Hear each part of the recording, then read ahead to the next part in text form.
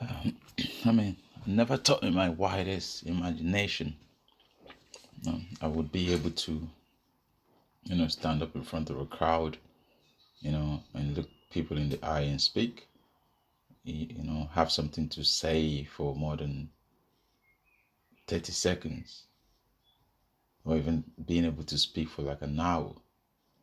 I'm amazed that I could speak for, you know, over a day, an hour, 2 hours, 3 hours. I had actually never thought I'd be able to do that. I mean, if you knew me before, speaking in front of crowd, speaking to people, especially people who I consider are not in my bracket, are not people who have different experience from me. I grew up on the other side, being able to speak to these people, communicate, express, you know, my feelings, listen to them and understand them. If you said that to me like 3 months or 4 months ago, I would say, man, like, what are you on? Like, you're joking, basically. This is not me. That's impossible. Yeah. So let's talk now about personal growth. Personal growth. This is something I learned as a child. But something something that's kept me going, something that's led me, it's motivated me. But this is something like I lost track of. Along the way, went into something different. Personal growth that has been like my story. I was born in Nigeria. Born in Lagos, Nigeria, in Ikeja precisely. The story was that I was born on the other side, the other side of the wealthy side and the suburb, because my dad was a chef.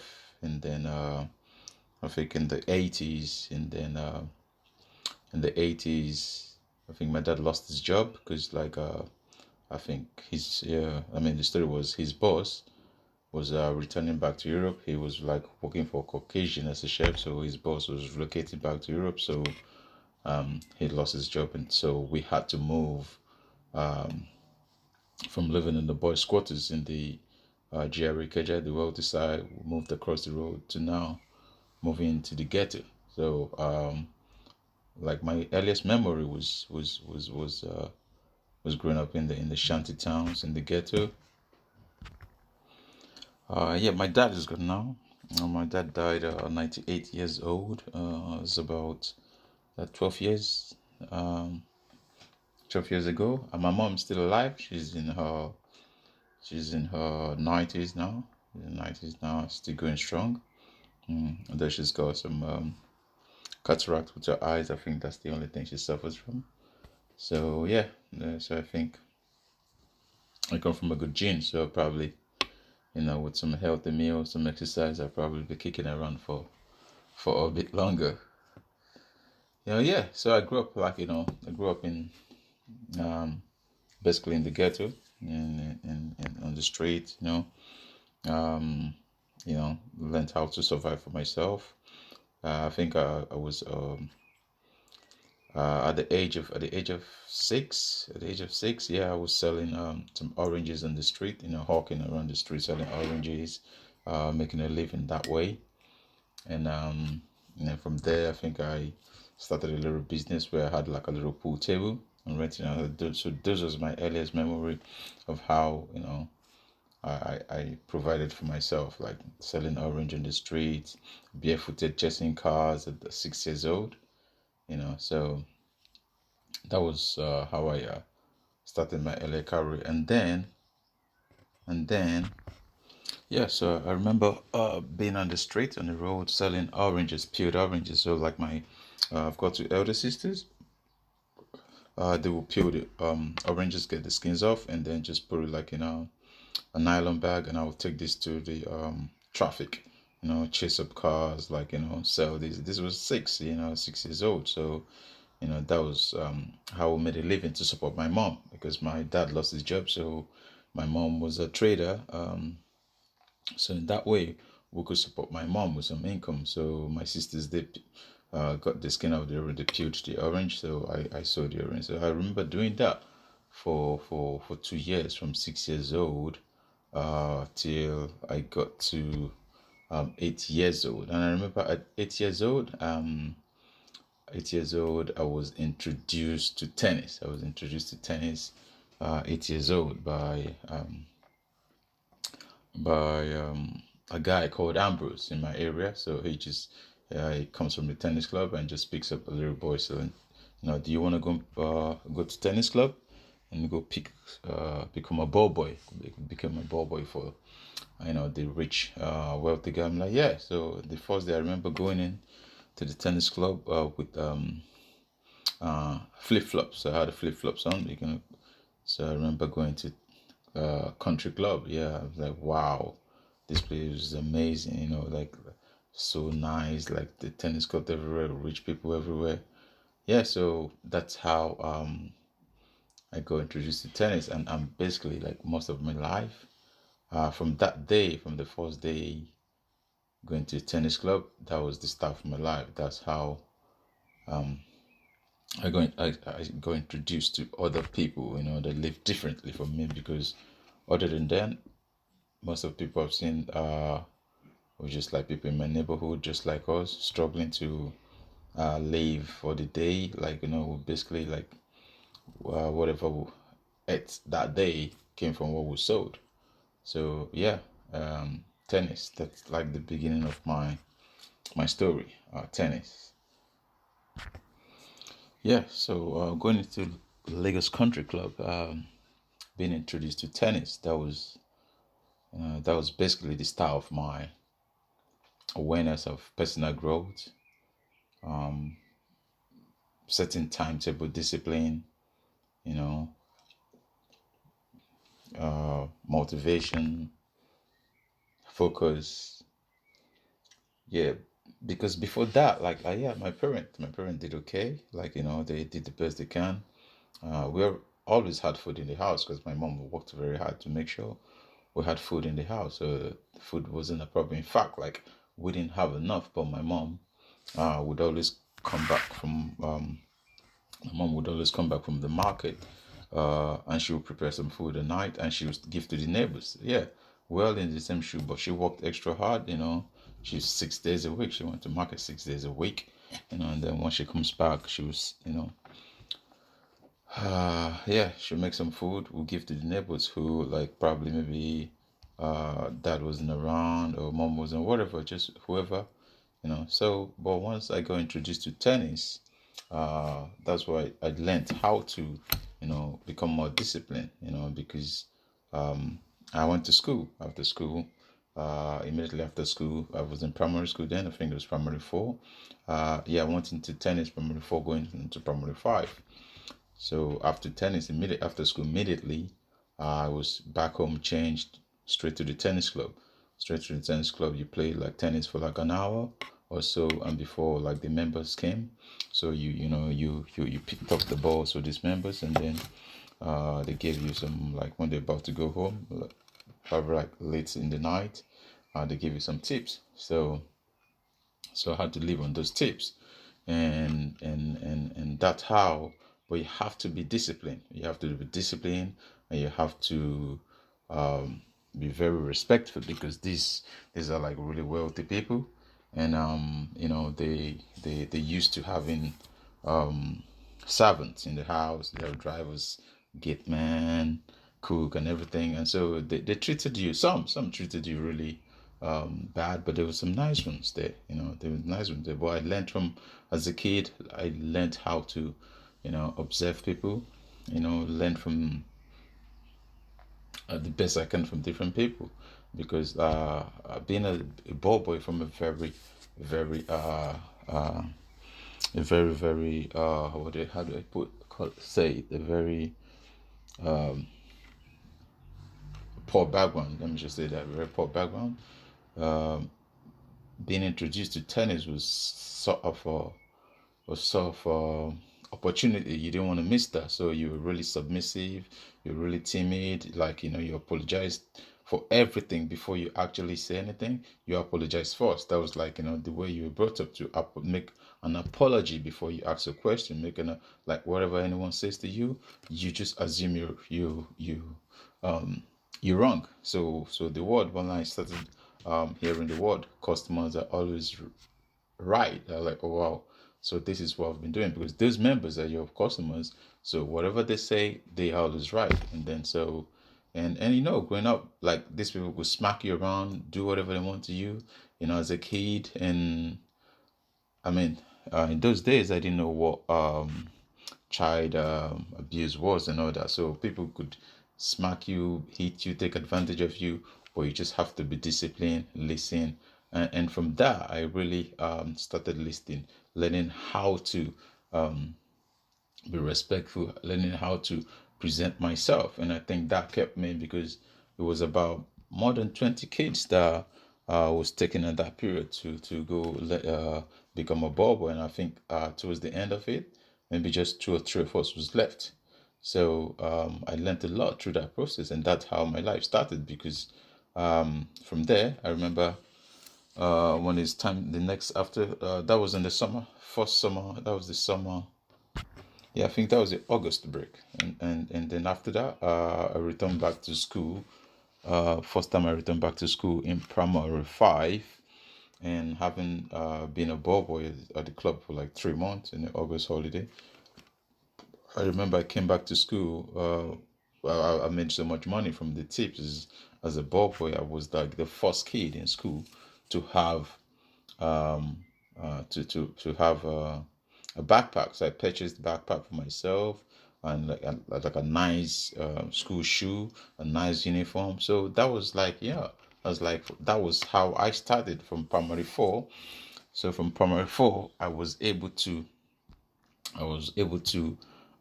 take care of myself. So from primary four going on to primary five, my parents never paid my school fees anymore. So I made enough money that I paid the school fees for myself. I bought clothes for myself. I transported myself. I even paid for my friends' exams sometimes. So at the age of 8, I started making a good income, as far as Nigerian level is concerned. So I started making a good income, a good level of income based on the level of income there. So yeah, I learned a lot from there, and that was my story, and that gave me discipline, focus, and another thing, personal growth, and that transferred. Yeah, so at that early age, I started to understand what I could bring to, basically like the marketplace. What can I bring to the marketplace? Because this was like there's chasing some other kids away, and I didn't want to lose this opportunity, because now I was making more income, probably more than my dad at the age of 8. So I have to study my environment. How can I what do I need to bring to this marketplace? What do I need to become to be able to survive in this environment? Because it was different environment. It was not an environment I was used to. I didn't grow up in this environment, until now, trying to communicate with people on the other side. So I had to study this environment, like what can I bring to this marketplace? What can I offer to keep me here? How can I sell a better service to maybe get more tips or get more favors? So at that early age, I started learning about my environment. So that has led me. So I've carried that on, like wherever I am, an environment I find myself in, I always think, what services can I sell? What services can I sell? What's needed around me? So and I'm so grateful to God for giving me the ability to think. The ability to think. So I'll always put that wherever I am. That's the first thing I think. What do I have, and what can I give? And if it's not enough, how can I improve in it? So that was one of the weapon I had that kept me during my childhood, that helped me survive, and which has kept me on track up to now. Yeah. So apart from studying, my environment, which I would say was the marketplace, another thing I did was to study the people around me, the people I'm selling my services to, which is like these rich members, because I was the ball boy and these rich members. So I studied them, understand their body language and, try not to upset them, try to please them. And therefore, like, I always studied the other kids around me, because sometimes a kid gets fired, or a kid gets smacked or disciplined. I always study, like, and ask them question, what did he do? Try and, like, so other than studying, you know, the members, I studies the other ball boys as well. So by doing that, I learned for myself, like how. So by studying other ball boys, I was studying myself. So, I don't want to do this. I don't want to get sacked. If I do this, I could please this member. So I began to study myself through, observing other members and other ball boys, and so that helped me a lot. Even like when I went from a ball boy, from a ball boy and after I think few years, after 4 years, no, 3 years, when I started playing tennis. So that helped me as well, because like in tennis, you have to study your opponent. You can study your opponent, and then you can improve yourself, because what I've realized, like everything in life, for you to grow, you have to focus on yourself. Of course, you can focus on your environment. You can observe your environment. You could take, you know awareness of environment, see what you need to provide, see, understand the layout. But the number one thing is self. You have to work on yourself. Is that you improve yourself to get better? Because when I was growing up, the only way I could survive being in that club, in that tennis club, because I needed to be there, was to improve on myself. Is that I became a better ball boy? I dressed well, and just by dressing well, some members appreciated that. I arrived time early and I left late. So the only way I could improve, and I've learned this very early in my life, the only way you can improve yourself, or you can improve or climb the ladder, get a promotion in anything, is by improving yourself. So by improving the services you sell, by improving how you communicate with other people, by improving how you interact with other people, or by improving how you actually listen to other people. Because if you listen to other people, then you know how to communicate to the other people. So I've learned that very early, just because of my upbringing, knowing like the only way you could get better is to improve on yourself, is to work on yourself, work on the services you're selling. And that's the only way you can climb the ladder, because everything around you don't have the power to change that most time. You only have the power to change yourself. And if you change yourself, everything around you would change. That's natural. That's natural. Unlike in like tennis, if you played against an opponent this week, you lost, and next week the only way you could overcome that player, barring injury or whatever, is by improving on yourself. Either you improve on your backhand or you forehand on yourself. You have to analyze yourself and see where you need improvement. If you make those improvements, you have like a more chance of winning against that same opponent. So if you don't improve on yourself, there's no way you're gonna beat that person, because that person is already better than you. So the only way you could become better at anything you do is by improving on yourself. And so this, like, so even in life, everything I do, I always take it back to my childhood, which is tennis. Like, okay, what do I need to do? What do I need to improve on? What do I need to work on? It's all about self. So everything is all about myself. If I improve myself, I improve my environment. And even in my workplace, when I'm struggling with anything, it's always like the skill. How do I need to bridge this gap? If I have a problem, I sit down. If I can't, it's just, if you can't solve a problem, you can't get to the next level. So the number one thing is like, every obstacle is like a problem. It's like a challenge. It's like for the people who play video games. To get to the next level, you have some obstacles. You have some challenges. You have to overcome this. The environment is the same thing. The background is the same thing. The only thing you change is how you get from A to B. If you lost some lives, you come back, you don't want to repeat that same mistake, so because you've learned from that error, now you want to change how you get from A to B.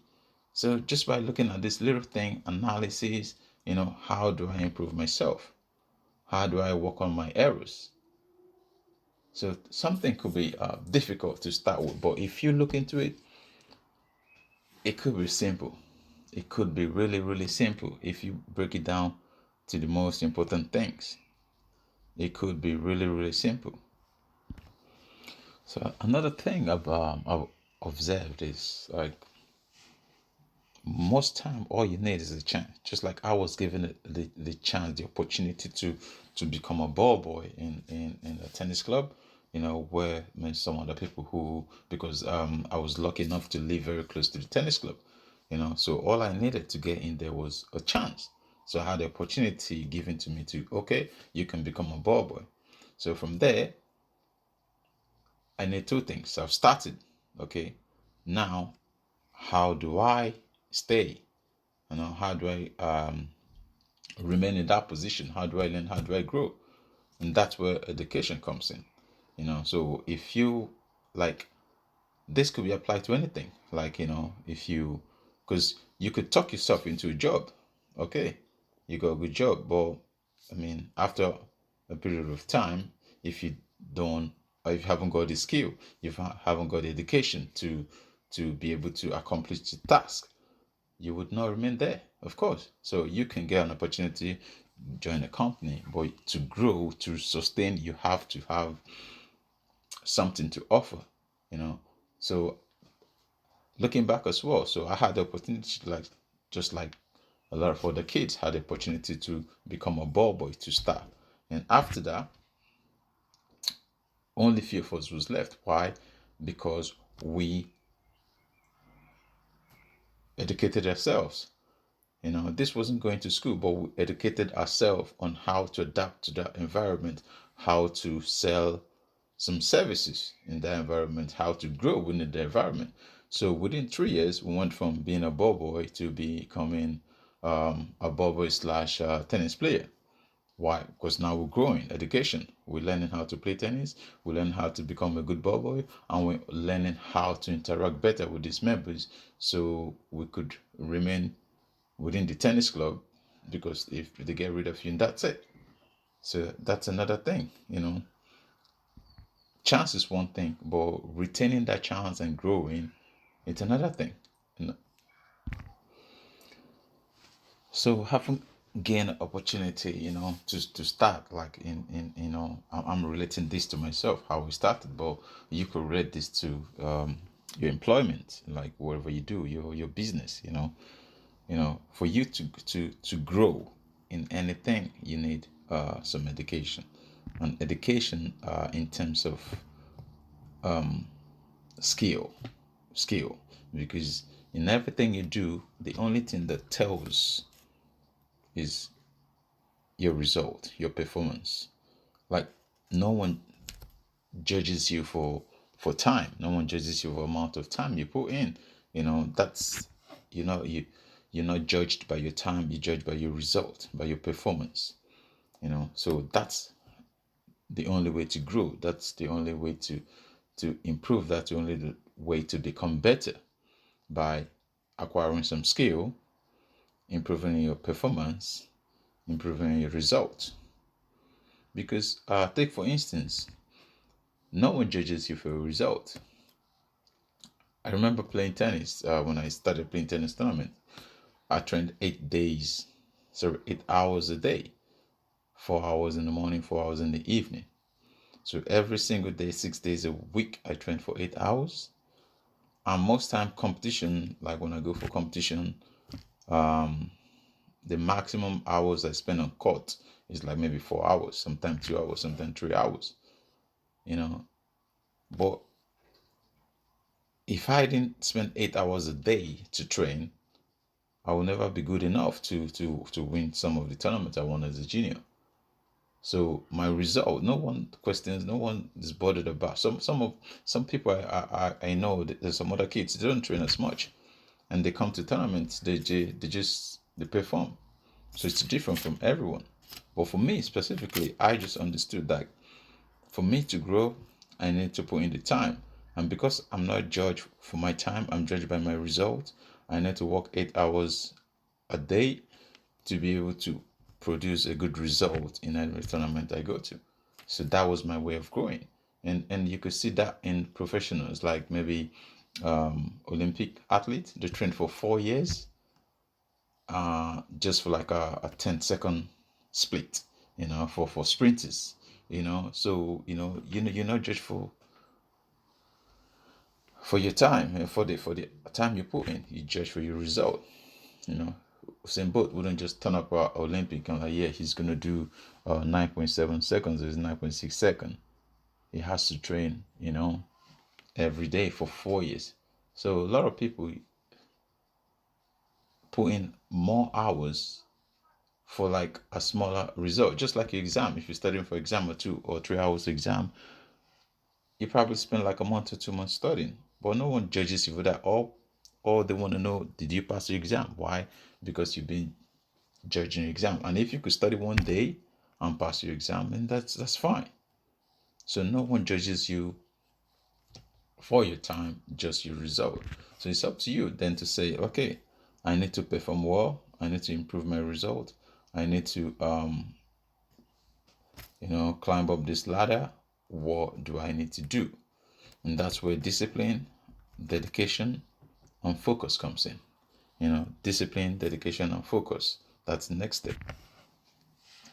And time has the limit, because of course you can, let's say like you got a chance to start a position and you're earning like maybe you're earning 20,000 naira a month or whatever, and how can you go from 20,000 to 40,000 a month? Because you can only work 4 hours. Sorry, you can only work 8 hours a day. So you can work longer than 8 hours. So it means you have to improve your result. So you have whatever you're doing in 8 hours have to be better. So you have to improve your result within the same 8 hours. It's like a tennis player who wants to go from number 10 to number one or number five. Okay, so most time you can't train more than 8 hours a day, because you sleep 8 hours, you train 8 hours a day, you've got another 8 hours to do other things. So most time you can't train more than 8 hours a day. So there's a restriction on time as well. So how do you go from becoming number 10 to number one? So this goes back to performance. You improve your skill. You improve your skill so you could do what you do in 8 hours within 4 hours. So now you're becoming more efficient. More efficient. That's way. So that way you're doubling your outcome and you're putting in the same input, or actually less. And that's how you grow. So this could be applied to your profession, as a youth entrepreneur, you work for someone, you're a sport person, whatever you do. To climb that ladder, you need to improve on your skill. You need to improve your skill, and some of the skills you can acquire the skills in schools. These are now like available in your general public school. I'll speak for myself. Like in the school I went to, these are not available to you. So you have to go and find the skill yourself. You have to make yourself available to the skill. You have to train yourself. You have to source this, and this goes back to thinking and philosophy, thinking and philosophy, having the mindset of not only listening to yourself, which is good, listening to yourself, but more than listening to yourself, talking to yourself, saying to yourself, I need to get this from here. What do I do? What do I need? Who is currently doing this? Go observe that person. What skill have they got? How do I acquire this skill? So that's another way for you to grow. And then you can remember some things like most public school, like the one I went to, they only teach you just enough skill for you to work on your job, for you to be able to provide some basic services to a company. I mean, you could look at the most of the universities you've got, like in the developing countries, nations. This way, they half of the time they're on strikes, and if you don't strike, you come out from a university actually have no skill. So even in the modern world, most of the university they just teach you how to function, how to be what's they say, how to be a counter, how to be a counter, how to function, how to be able to survive in a workplace. So that's you training and working on your job. So training and working on your job would just pay your bill. But if you want to live well, if you want to flourish in life, you have to work on yourself. And these skills are not available in schools. These skills are not available in schools. So you have to work on yourself. So some basic education will only give you basic skills. To go to the next level, you have to work on yourself, because working on yourself, you know, will give you the skill to flourish. It's like, for instance, a doctor goes to, I think it's 10 years or 7 years. He studies for 10 to 7 years to become a doctor, and he earns maybe 200k a month or whatever. And then you can acquire some skill outside school. Maybe you just did a basic university 4 years course, and you can spend another 3 years teaching yourself different kind of school, and you own the hospital that the doctor works in. Well, how? Because you have acquired some other skill, that's not available to be taught to everyone, in school. Now you have that kind of skill to own a hospital. So doctor spends 8 years or 10 years in school to work for you. Why? Because they have been trained how to work on the job, and you have trained how to work on yourself. So that's another quick step. Working on yourself, improving your skill, your personal skill, observing the market and thinking what's missing here? What can I provide here? How do I improve myself and my reading skill, my communication skill, you know? So this is a very difficult thing which you would never hear, because going to your normal university, school, high school, yeah, working hard on those education or on your job, you make a living. You would just make a living like a lawyer, a doctor. But working hard on yourself, you attract success. You make a fortune, because the better you become, the better you attract. Working hard on yourself, and this is like some other skill that's not available there out there for you. So this is another thing I've come to realize by reading, by observing wealthy people, successful people, that they work hard on themselves outside their job. Because working hard on your job only, which is, and I can relate to this, because I remember as a ball boy, within the first 3 years, I didn't only work on my job, which was my job then was just a ball boy. Pick up the ball, throw the ball to the members, carry the bag. I started working on myself, started learning how to play tennis.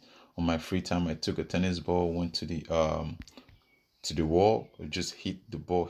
So I started working on myself, and within 2 3 years, not only was I a good ball boy, but I became a good tennis player. So now I had a better service to say. I was more attractive to the members. So a member could come in like, oh boy, come and have a hit with me. So I earned more through being a tennis player now than a ball boy. I was still a ball boy when there's whenever there was like so many people around. I ended up becoming a ball boy, but I had another service to offer as a tennis player. As maybe a beginner tennis player, but at least I was a tennis player at that point, so I had more services to offer. I became more attractive than just someone who just remained as a ball boy. Why? Because I worked on myself. and I saw what the market needed, and I spent some time when well, I mean after school. After school, when I got to the tennis club, some other kids just sat around and waited for the members to turn up. I took up a tennis ball, went to the wall, and just practiced. So I knew this was the skill I needed. And so all I was thinking, how can I become a better tennis player? In that way, I can earn more within the short time I'm here and become more attractive to these members. And I think I began understanding what I was doing as a kid better when I grew up and started reading, because, like, the law of attraction. The law of attraction is like to attract successful people. You have to be successful yourself by, having a service. You attract success. You don't pursue success. So I didn't understand what I was doing then, but now when I started reading books, I started understanding the law of attraction. To attract success, to be successful. To attract successful people, you need to be, success yourself. To attract motivated people, you need to be motivated yourself. So this is like what I was doing as a kid, but obviously I didn't have a name for it. I didn't know what it was. I was just like instinctively, instinctively,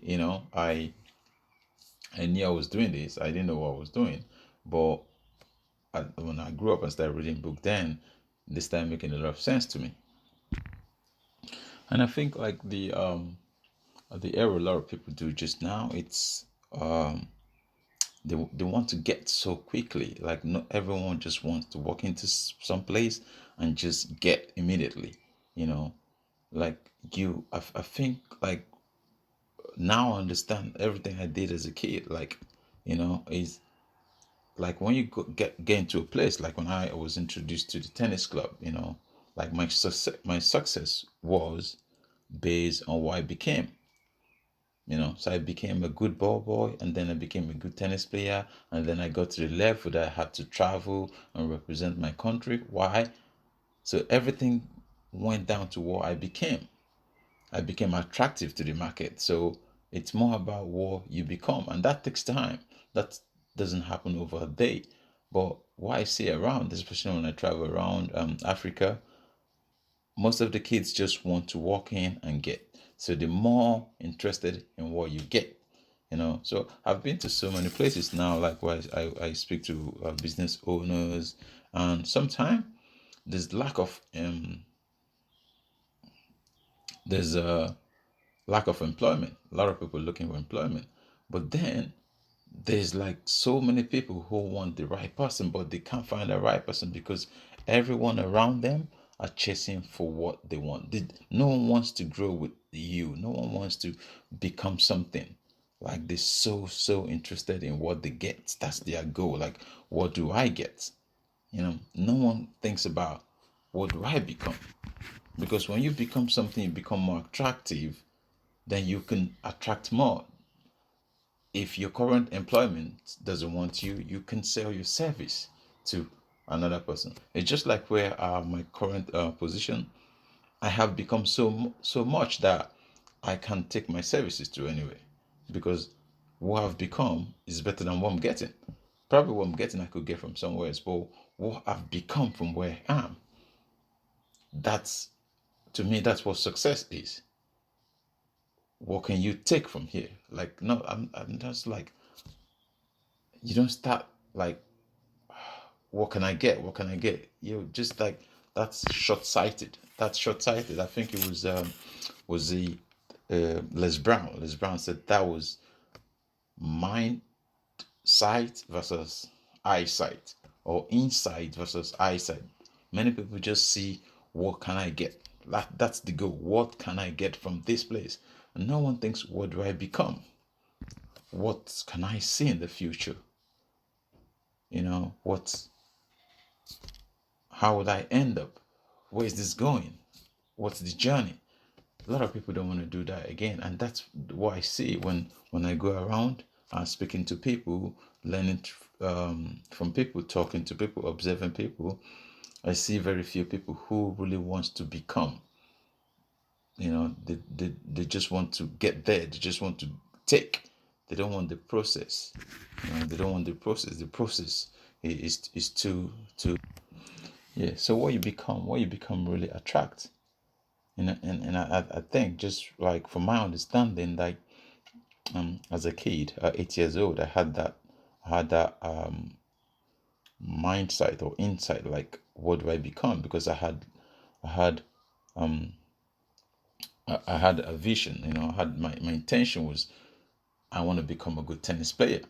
Yeah, I want to travel. I want to represent like my country, because that's what I saw other people around me. And yeah, and by the age of 11, 12, like 3 years, before 4 years, I was representing my country. I was actually earning enough income as a 12 years old, more than my dad, more than my mom. I think before I turned 16, I was able to purchase land. I mean, I was I had a very good income that I wasn't even allowed to have a bank account. I was making like a really good income, like as a 12 years old. Like I took care of all my school up till from primary four till I left high school. I took care of my bills, and that was just like, because my focus was, what do I become? And my goal was like, I have to improve. I have to better myself, you know. So yeah, by the age of 12, I was able to purchase like everything I want. School fees for myself, a school uniform for myself, for my friends. And before 16 years old, I made enough money to buy a land. Yeah.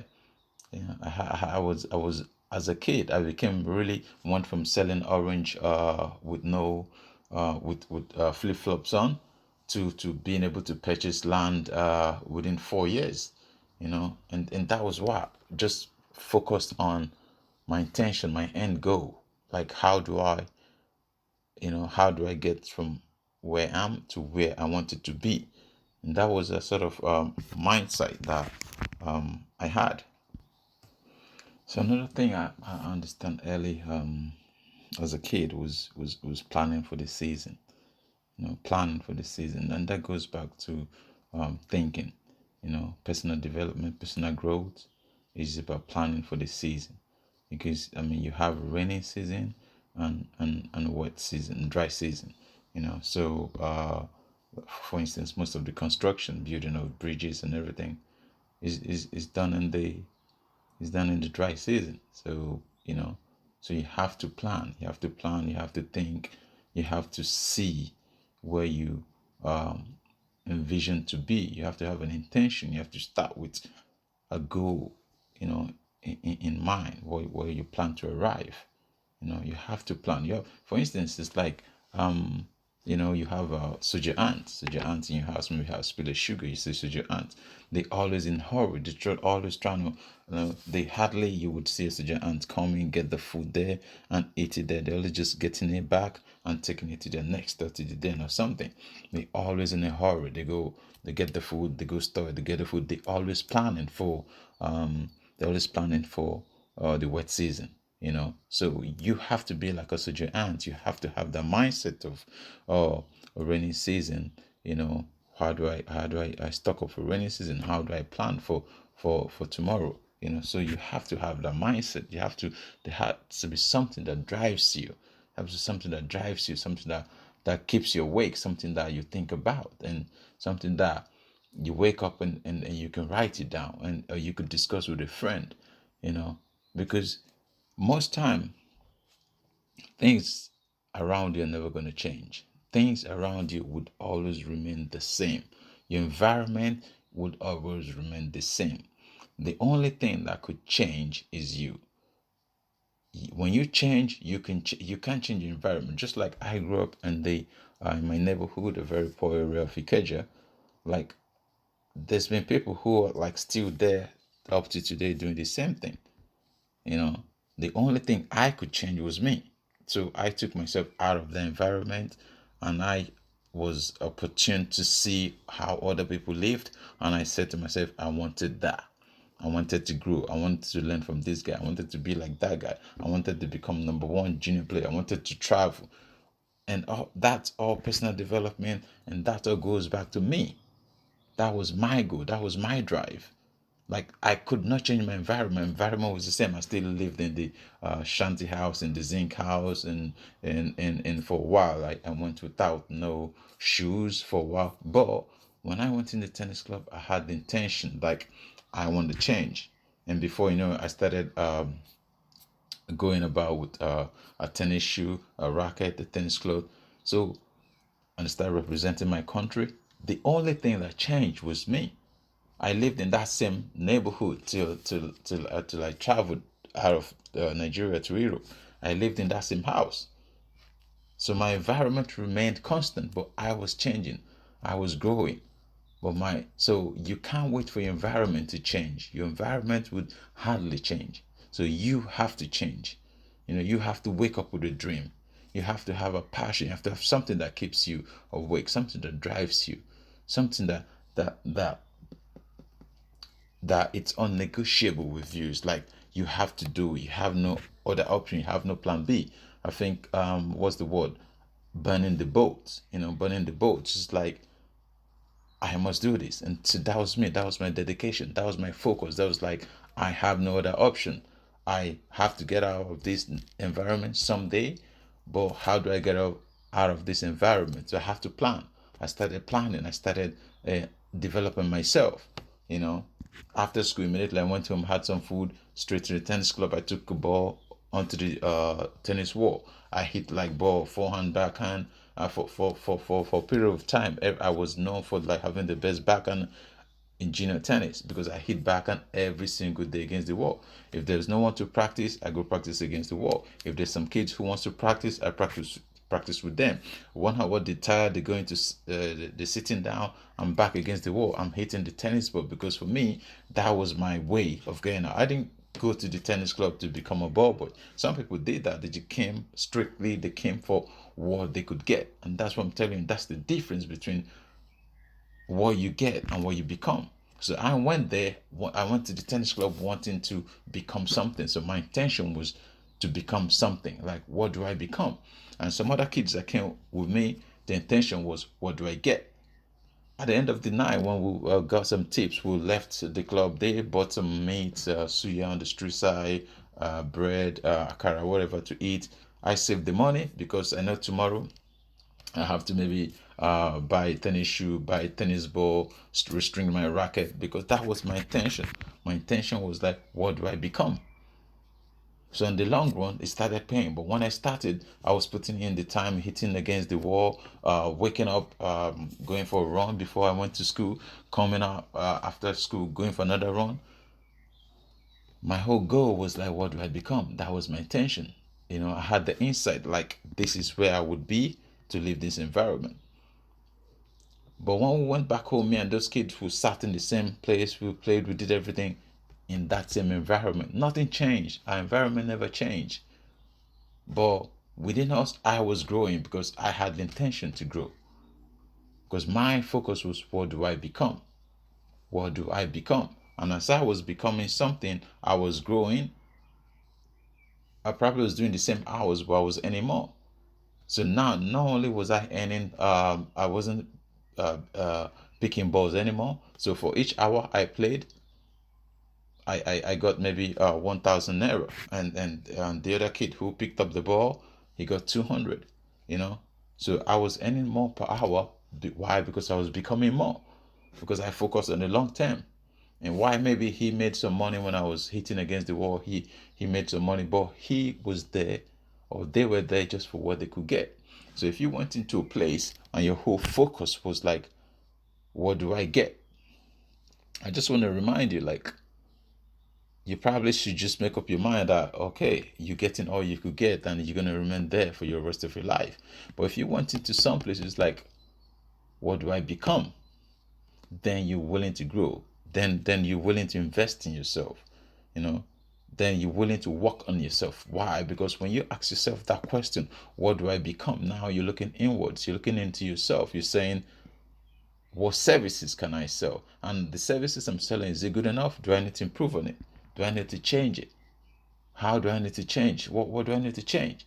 So this is like a few things you need to be cautious of, because so many people I'm seeing these days are focusing so much on what they can get, and blaming everything on the environment.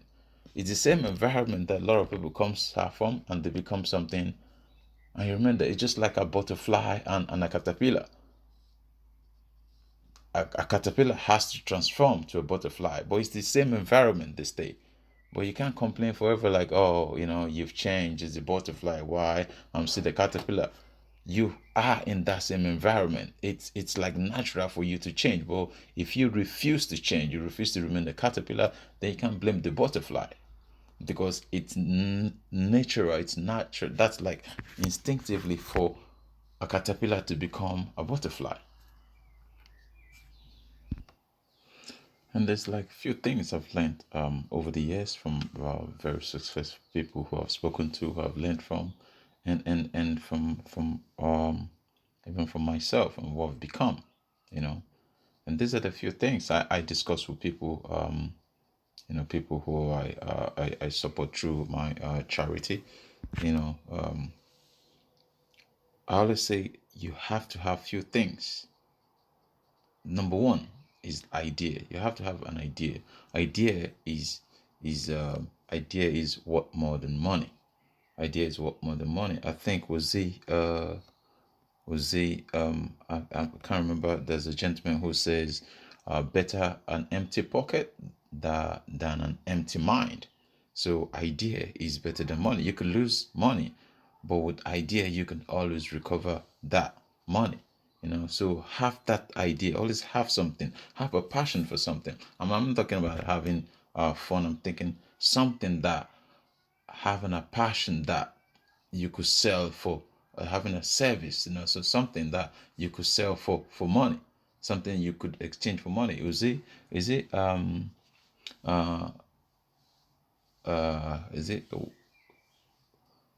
Vig is it the Hugo Vigo, who says that there is one thing stronger than anything in the world, than any army in the world, one thing stronger than any army in the world.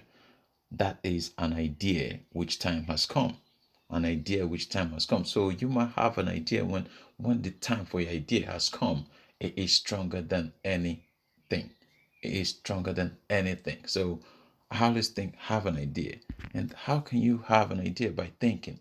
Like, look around your environment. What can you do? If you don't have an idea, trying to look for someone. There's always that one person around who is someone you could get close to. You could get. Another thing is reading.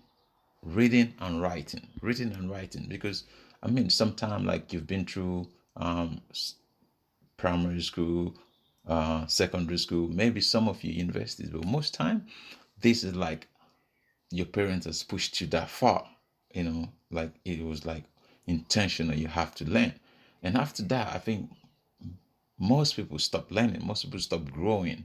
Like, you have to be intentional. You have to read. Reading and writing is one of the best way.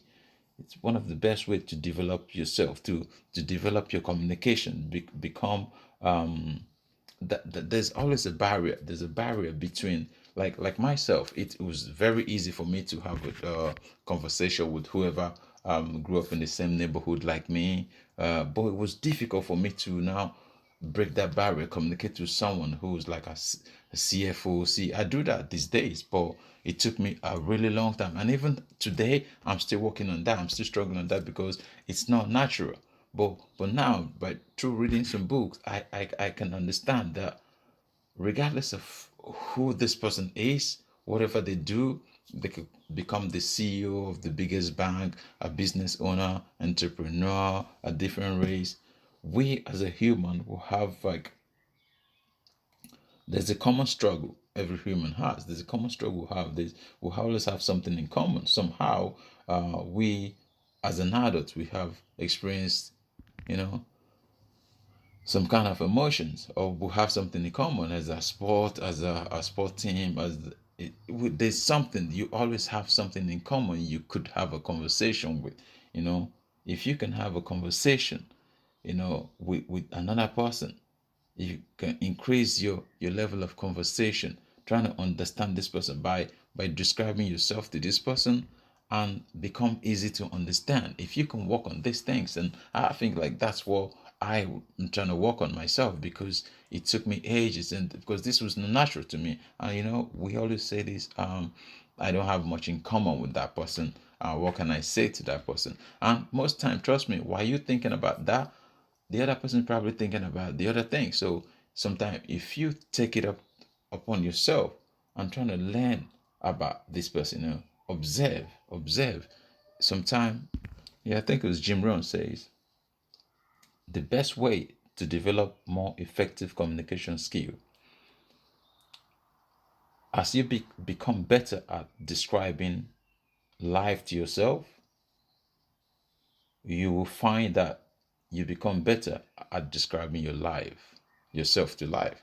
So when you become better by reading, and you can only learn this by reading, not from going to school, you can become better by reading, by taking it up to yourself to improve on yourself, and then by learning how to communicate to the other, you know, other class, other race, other whatever.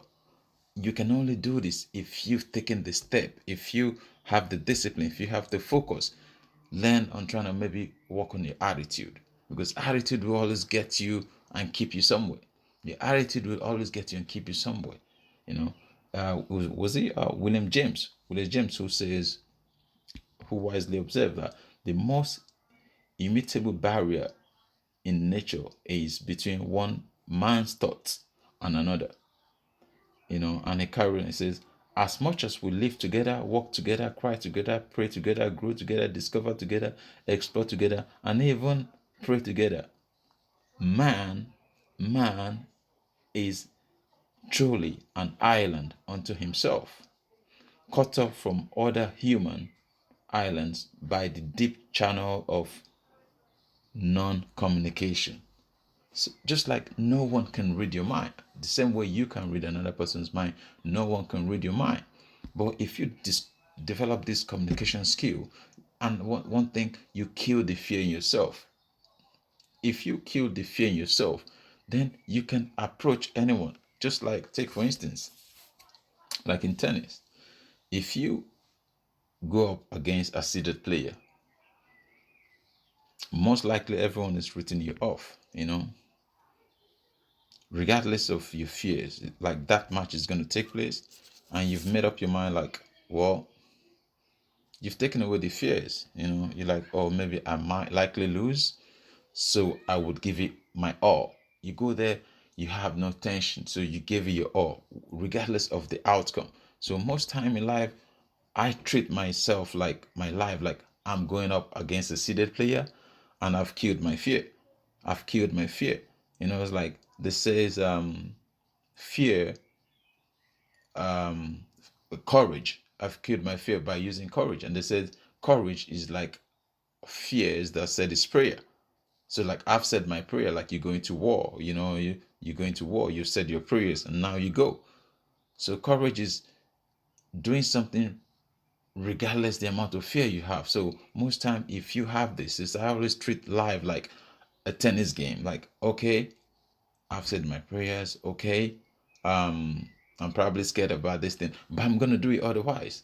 It's like going for a bungee jump. You're scared, but you would do it otherwise. Then that's what separates the great from the good.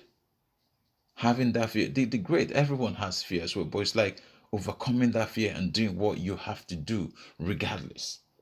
So if you build on your communication skill, if there's someone you want to speak to, go speak to that person. Have it in your mind, like, oh, it probably might not work out, or it might work out, but I would try. I would take that stand. I would do it regardless of the outcome. That's how you become better. you know and as you become better at saying what you really want and how you feel to yourself, you will be able to express yourself and how you feel to others. Yeah, if you can improve on your communication skill, you'll be able to express how you feel to others. It's a lot easy. It's a lot easier. It's a lot easier and that way you are able to really understand what others are really feeling, and what they're really saying.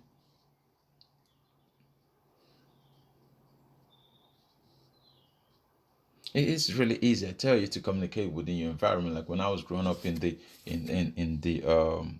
like where I grew up, like everyone thought like, oh man, Bish, you could talk so much, you such a talkative, please quiet down. But when I step outside my environment, it's like people like, oh, that guy doesn't say anything. But then I have got so much to say, but it was like because I was just like, where do I start? We don't have anything in common. So this is like, so by making distance, trying to understand people, trying to learn about these people, and you could only do that by reading, nothing else. So how else are you gonna get this knowledge? They don't teach you this in school. In fact, there should be a class in school for communication, because I was reading Lily Linden 92 ways of communicating, which says 85% of your achievement in life is based on communication. And they don't teach us this in schools. Maybe they do in private schools, I don't know. But in public school where I went to, you're not taught about communication. And even I've spoken to kids, I've spoken to kids who studied mass communication in university. They don't teach them about communication. So imagine if the universities are not teaching mass communication students about communication, what chances have we got? So you have to take it upon yourself to improve on your communication. If 85% of your communication skill could get you everything you have in life, why take a chance on it? Why not say to yourself, I must do it even if it kills me? And that's what I'm doing. I'm saying, I must do this even if it kills me. I must do this even if it kills me. And guess what? Guess what? That has taken me, a kid who grew up like, selling orange on the high street in Lagos, Ikeja, to working for one of the biggest company in the world. And not only just working there, having a great position and having my own business. Why? Because I said to myself, I must improve on my communication. And you can see my communication skill. I'm not trained speaker or whatever, but I'm just saying I will overcome my fears. Regardless of what it is, I will overcome my fears. I will do it even if it kills me. I would do it even if it kills me. I have no option. I have crossed over the river and now I've burned my boat. There is no going back. We would stay on this ground and fight. We either die here or we leave. So that's what you have to do. You have to have that passion that tells you like you have no other option. You must do this. And that's what I've done as a kid. That got me where I am. And when I got here, I started like, going back to myself. And luckily, I'm glad I picked it up again. I said, no, for whatever got me here could get me further. If I worked on the other skill I needed to get here, now this is the skill I need to. And this is what I'm teaching to the kids in my foundation. This is what I'm teaching to the kids in my foundation. Like, you have to read. The school would not teach you this. The school would not. The school doesn't have this to teach you. In fact, I was the other day I went back to Africa. I went back to Nigeria, specifically to a few schools where I've got charities, and then I went to a school. It's like a semi would I say working class um private school. There's all of these schools around everywhere now. Like a 3 bedroom flat could be turned into private school in Nigeria, and they were teaching the kids phonetics. Phonetics. It was like, that was funny to me. It's a good thing. It's a good thing, But that was funny to me, like phonetics. Imagine if I had that on this. But what good would that do to me? Maybe, who knows? But that's the thing. You have to learn. You have to develop yourself. You have to be willing to grow. You have to be willing to change. There's nothing, nothing is given to you. Nothing is given to you. You have to prepare yourself. Nothing is given to you. You cannot wait, for something to be given to you. Not through demand. No, you have to attract success. And how do you attract success? How do you attract promotion? By growing yourself, by improving yourself, by working on yourself. I think a lot of communications have grown with time. With technology. I remember when I went to China, like how many years ago, and you could speak to someone using Google Translator. Like you just like. And when I went to Scotland the first time as well, I went to uni in Scotland. When I went to Scotland first, I spent my first 6 months not understanding what people said, and no one understood what I said. So we're communicating by hands. And then, like a few years when I went to China, my communication with people was through Google Translator. So I think why communication has grown, we just have to be able to express what we feel inside us, so that other people could understand us better. you know and this could be like a difficult thing, but was it Napoleon Hill who says, whatever the human mind conceive, or whatever the human mind can conceive and believe, it can also achieve. And ponder on this also. The great book, the biblical suggestion says that as a man thinketh, so he becomes. So whatever you have in your mind, whatever you have, you saying to yourself, I want to achieve this. It starts with the dream. It starts with the thought. It starts with the idea. If you never have an idea, are you just existing? How can you grow? You never have an intention. I'm not talking about trying and failing. That's something else. You learn from experience.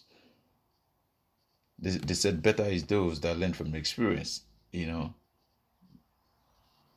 So you learn from experience, but are you existing without no idea, without not even thinking about anything?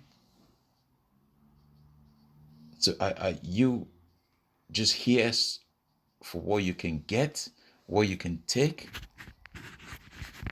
and not what you can become?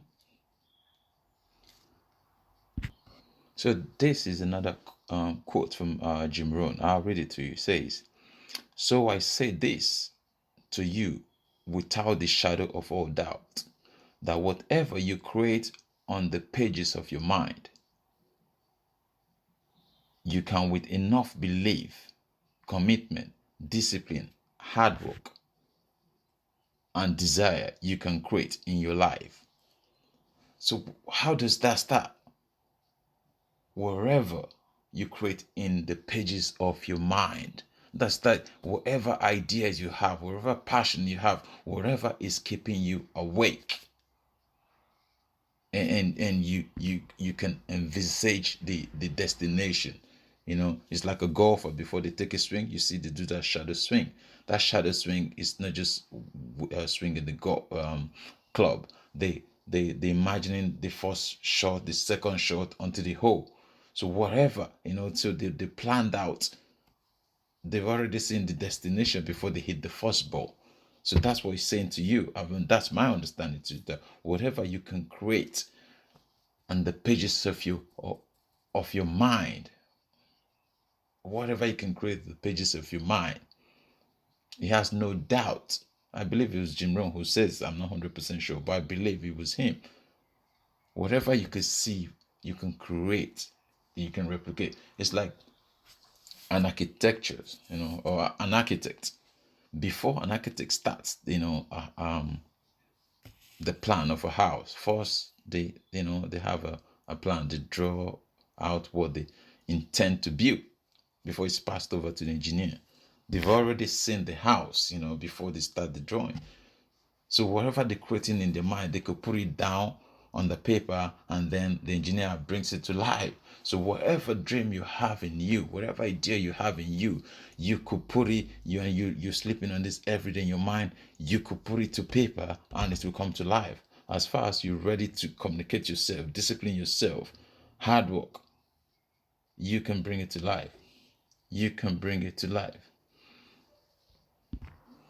So what I'm saying to you basically is, be the author of your own life.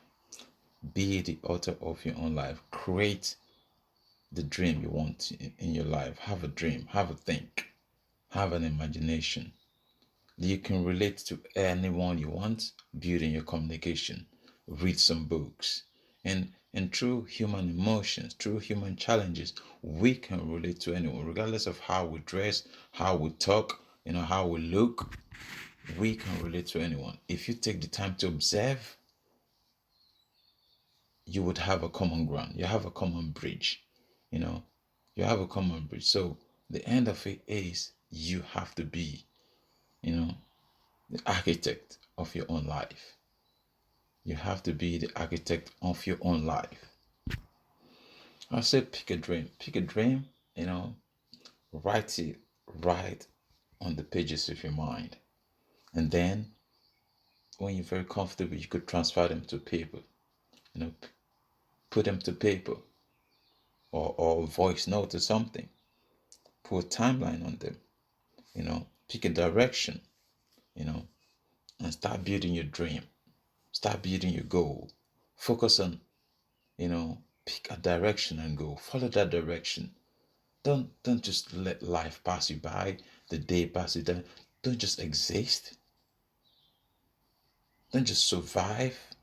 Live to thrive. If I could go from selling oranges on the traffic, and working for one of the biggest companies in the world, if I could do that with with educating myself from primary 4 to to putting myself through high school, through university, to starting a business for myself when there was a recession. If I could do that with a little dream, with just picking a little dream and finding the direction and saying, I've got to go from A to B. I've got to be, this is my goal. This is my dream. I want to be the author of my own life, the commander of my ship. If I could do that, you could do better, because I know for one thing, you are smarter than me. I am no smart. I just work hard and I pray and then I believe. I pray and then I believe. And if you're saying, if you're saying, all this praying thing it's not for you. I used to be like that. I used to be like, oh, this Bible thing, and it's not for me. So I will say this to you. I will say this to you. When you start like surviving, doing okay, try and take some other people along. Try and reach out and help another person. If you can help one person, then you've rocked too well. Then is the comedian James Allen, who says, if you life is short and life is once, but if you live it well, you've rocked it well. So if you can help just one other person, you have lived a successful life. So you may say, like for me, I read the Bible and I'm a believer in God, and you could say all these thing about helping other people, you know, is nonsense. Like you just want to, get as much money as you can for yourself. You're gonna keep everything you get to yourself. You're not a religious person, or a person of faith. I'm a person of faith, but all this talk about Jesus, you know. Well, that's fine. That's fine. That's fine. That's You're entitled to your own opinion. You're welcome to it. You know, you're welcome to it. But if you're right, yeah, let's say you're right, that you know more than all these greatest philosophers and teachers since the beginning of recorded time or recorded history, like Jesus, Confucius, Buddha, Plato, Aristotle, um, Socrates, St. Francis, um, you know, Oba of Benin. If you think all these people are wrong because they're religious people, let me give you some other people who are not religious leaders. Who are not religious leaders, like atheists, because you think um, you know maybe I just read religious books. No, I read all books. I read atheist book like that, So let me give you an atheist saying. Yeah, so if religious leaders are not your thing, wait, before you run, let me give you some atheists, some atheists. Yeah. First, let me take you to the late A.E. Horseman, professor of Cambridge University, and one of the most distinguished scholars of his generation. In 1936, when he was presenting the name and nature of poetry to his Cambridge student, he declared that, the greatest truth ever uttered and the most profound moral discovery of all time were the words of Jesus. This is an atheist, He's saying the most profound teachings and word of all time were the words of Jesus. And this is what he says, quoting Jesus: "He that findeth his life shall lose it, and he that loseth his life for my sake shall find it."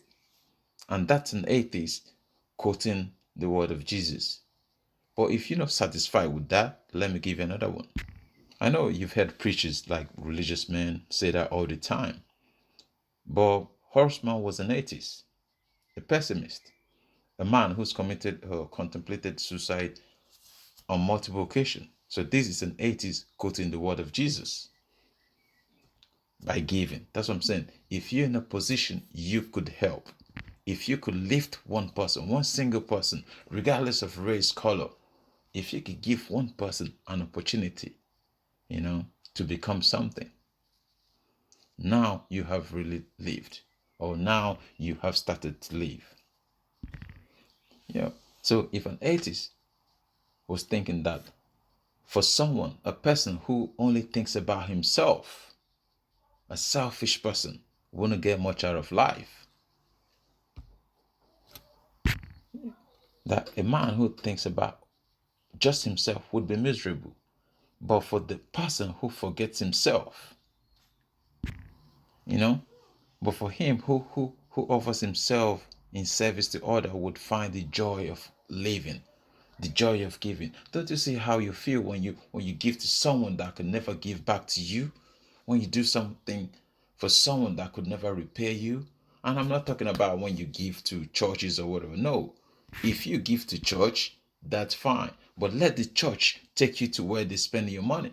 Let them take you to where. Let's see what they're doing with your money. If you're the type that gives you 10%, that's fine.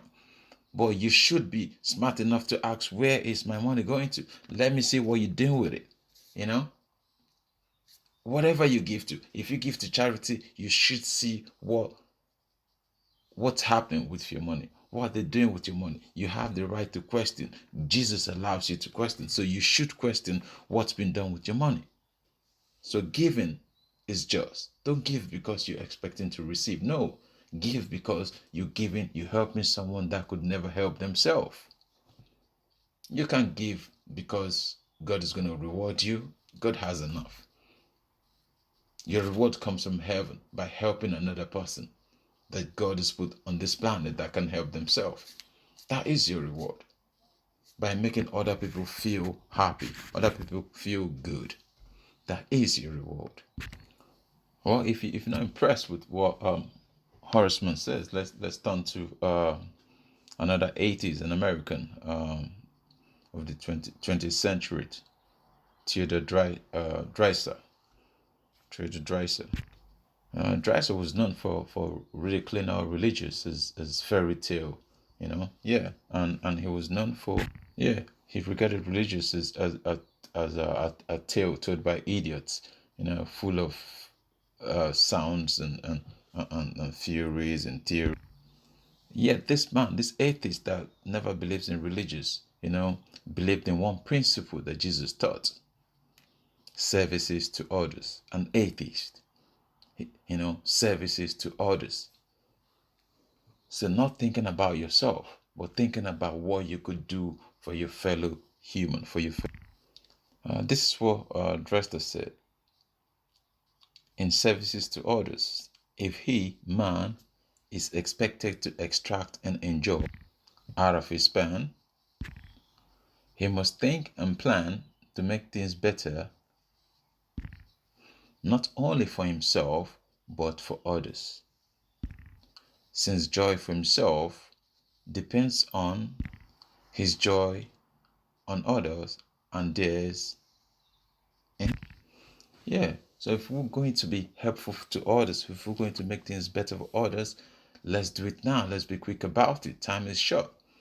For who is it that says, I shall pass this way once, for I shall not pass this way again. So for anything I could do, let me not neglect that, for I shall not pass this way again, therefore I shall do it now. So if you want to focus on becoming, not just on what you're going to get for yourself every day, try and do a good deed, especially for someone that cannot repay you, for someone that you're not willing to get back from. Do it just because it's just because it's helpful, just because you're helping another person. Give your time, give your money, give your expertise, help others out, be kind. So I say, set yourself free by reading, by forcing yourself to grow, by reading and writing, by having a dream, by having a passion, by creating something in the page of your mind and trying to bring it to life, by helping others, by learning to improve your communication skill, by finding a common interest, a bridge between you and whoever it is. And when you go about life this way, when you take these steps, you would find that life will present you with new opportunity, new steps to grow, new environment, new people. Just like I made it out of the slum, I'm now in a new environment, around new people. I've grown so much, and I'm still growing. I'm taking my best challenges yet to come ahead, and I'm finding new skills to overcome them. If you commit yourself to the growth of others, stretch your mind, life will place you in a better environment. If you believe in God and believe in faith, that's better. That's sweeter. But if you're not, even 80s. I've just read what Dreiser says, what Horseman says. Take interest in other human. Take interest in be of service to another human. Don't become a ruler. Become a servant. A servanthood. Have that servanthood in you. A leader. A helper. A motivationer. A teacher. A friend. And for one more time, let me take you back to Napoleon Hills. He says, whatever the human mind, I've said this to you before, but I love this quote, it's on my wall. Whatever the human mind can dream, it can achieve. Whatever the human mind can conceive and believe, it can also achieve. So this doesn't go just like waking up and praying and folding your arms. This goes with hard work. This goes with commitment. This goes with discipline. This goes with focus. This goes with not thinking about yourself, but thinking about others. This goes with changes within yourself. Because most time you can't change your environment. You change yourself, you change your environment. And the finishing thought, and this is another quote I've got on my wall.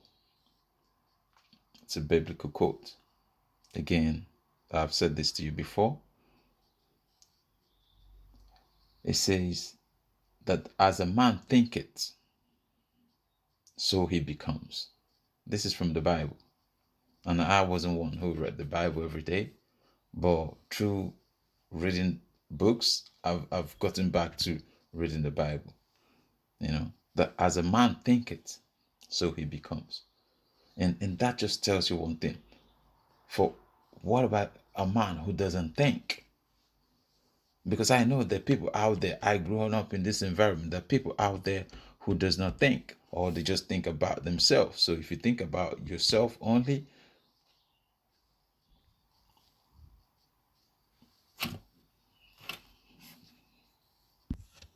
I will leave you with this.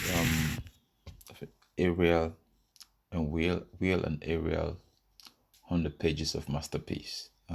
It's quite a long reading, but I'll just give you a few words from there. It says, basically, just to summarize it, it says, the world is not inherited. Everything around us is not inherited. It has to be learned. You have to learn and earn. So, like, being on this planet is not like you're right. You have to learn and earn. It says, consider education not as a mere fact of learning, for an individual to earn escape in this world, but as an accumulation of our mental awareness and being transferred to as many as possible as people as we can while we're still on earth, for the understanding, control, and enjoyment of life of other people. So whatever you learn, whatever you've acquired, is not just for you. The best you can do is to be able to transfer this to help other people, to assist other people, to touch as much life as possible. And they carried on, like, if a man is fortunate, if someone is fortunate, they will gather as much as they can during their lifetime and be able to transmit this to their children, and not only to their children, to other people, to the wider world. You'll be able to reach people far and wide just from, you'll be able to touch life.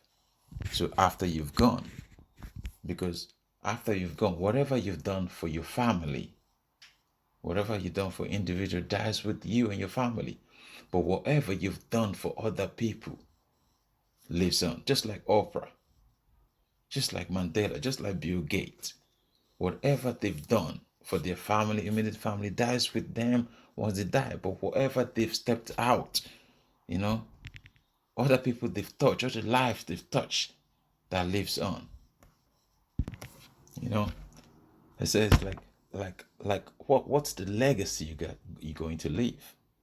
Part of the lesson that you've learned in this world, let them become the legacy that you leave behind for your children, for your children, and not only that, for your children, for the wider world, for those that can't provide for themselves, but those that can't feed themselves, for those that can't clothe themselves. What will your legacy be after you've acquired everything in this world? What will you be known for? Yeah, let your knowledge become a legacy, not just to you, but to the wider world. Let it become a legacy to the other people. That what you're leaving behind, the knowledge you've acquired in your lifetime, let that become your legacy. What you've acquired, they say we'll go through stages in life. We'll go through the stage of learning, and then earning, and then giving back. You learn, you earn, and you give back. So while you're learning, you're going to school. While you're earning, you're working, and then while you're giving, you like philanthropist, or you build a big business. So let that be your legacy, that you go to stage you're able to give back, not just your money, not just your time, but your knowledge. Let that be your legacy. And you must understand that what we human are, the freedom God has given us, the freedom of mind, the freedom to think, the freedom, the possibilities to think of something, imagine something and bring it to life. That is God's gift to us. That is God's gift to us. That's God's gift to us. But what's a gift to God back? Our gift to God is what we do with all this He's given us, all the potential He's given us, or the freedom He's given us, the lives we touch, the contribution we make, the people who help. That's our gift back to God. That's how we pay God back for what He's given us. Because there's some people there who would never be able to help themselves. How do you give back to God for what He's given you? And finally, I would leave you with this last word. I will leave you with this last word and say, may your life become all that it possibly can be. All that you've stretched, all you dreamed of, may your life become that. So that one day you have a legacy of giving back. I pray and I leave this with you. Thank you.